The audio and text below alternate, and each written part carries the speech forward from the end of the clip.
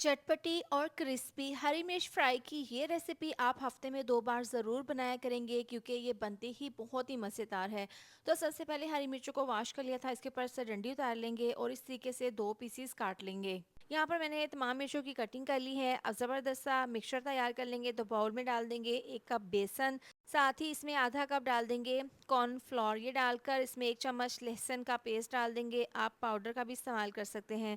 साथ ही इसमें जाएगा आधी चम्मच चाट मसाला, आधी चम्मच टेस्ट के हिसाब से नमक, आधी चम्मच कुटी हुई लाल मिर्च, आधी चम्मच पिसी हुई लाल मिर्च, हल्दी पाउडर आधी चम्मच और धनिया पाउडर आधी चम्मच डाल देंगे। साथ ही इसमें ज़ीरा पाउडर आधी चम्मच। थोड़ा सा इसमें डाल देंगे पानी, इसको हैंड विस्क कर लेंगे।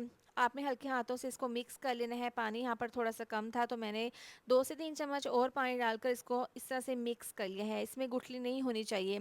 इसको अच्छे से मिक्स कर लेंगे। इतनी देर में आपसे रिक्वेस्ट है, वीडियो अच्छी लग रही हो तो वीडियो पर प्यारा सा कमेंट लाजमी कर दिया करें। ठीक सा आपने मिक्सचर रेडी कर लेना है। मिर्चें इसके अंदर डालकर इस तरह से ये मिक्सचर इसके ऊपर लगा लेंगे। तमाम मिर्चों के ऊपर ये लगाने के बाद मिक्सचर अब इसको हमने फ्राई करना है। तो पैन में ऑयल को मैंने गर्म कर लिया था, मिर्चें इसके अंदर डाल देंगे और इसको मीडियम टू लो आंच पर फ्राई कर लेना है। तकरीबन 2 से 3 मिनट के बाद इसकी साइड को चेंज कर देंगे। एक साइड से अच्छा सा कलर आ गया है।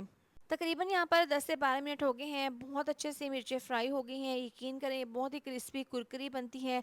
दाल सब्जी के साथ खाएंगे ना तो आपका खानों का मज़ा दोबाला हो जाएगा। इस रेसिपी को ज़रूर ट्राई कीजिएगा, आपको खाकर मज़ा आ जाएगा। अल्लाह हाफिज़।